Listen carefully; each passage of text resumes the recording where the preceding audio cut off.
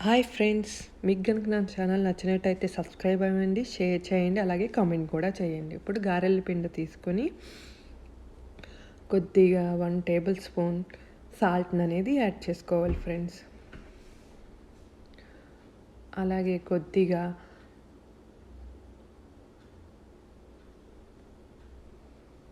వాముని వేసుకుందాం.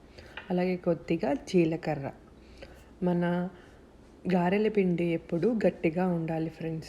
లూజ్గా ఉంటే మనకి ఆయిల్ ఎక్కువ పీల్చుకుంటాయన్నమాట గారెలు.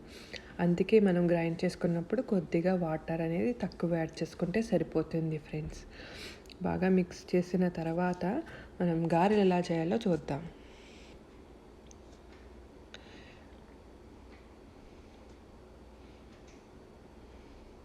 ముందుగా వాటర్లో చేతి అడుక్కొని మనం కవర్ పై ఇలా అద్దితే సరిపోతుంది.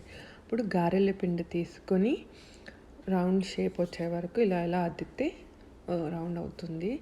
అలా అయిన తర్వాత మనం కవర్ పై వేసుకొని కొద్దిగా ప్రెస్ చేస్తే మన గారె అనేది ఫామ్ అవుతుంది షేప్. అప్పుడు మనం హోల్ పెట్టుకున్నామంటే గారె అనేది రెడీ అయిపోతుంది అన్నమాట. ఇప్పుడు మనం ఆయిల్ వేడెక్కిందా లేదా అని ఒకసారి చెక్ చేసుకుందాం ఫ్రెండ్స్. కొద్దిగా పిండి తీసుకొని ఆయిల్లో వేస్తే మనకి తెలుస్తుంది అన్నమాట.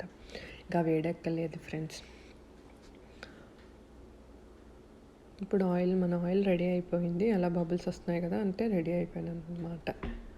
ఇప్పుడు మనము మన గారెని తీసుకుని అందులో వేసేసుకుంటే బాగా వేగుతాయి.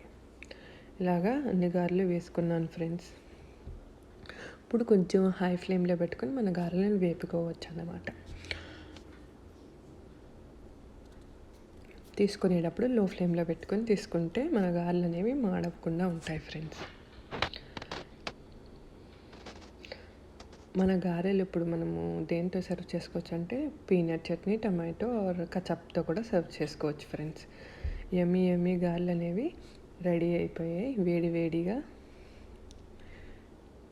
తింటే చాలా బాగుంటుంది ఫ్రెండ్స్. మీకు కనుక నా ఛానల్ నచ్చినట్టయితే సబ్స్క్రైబ్ అవ్వండి ఫ్రెండ్స్.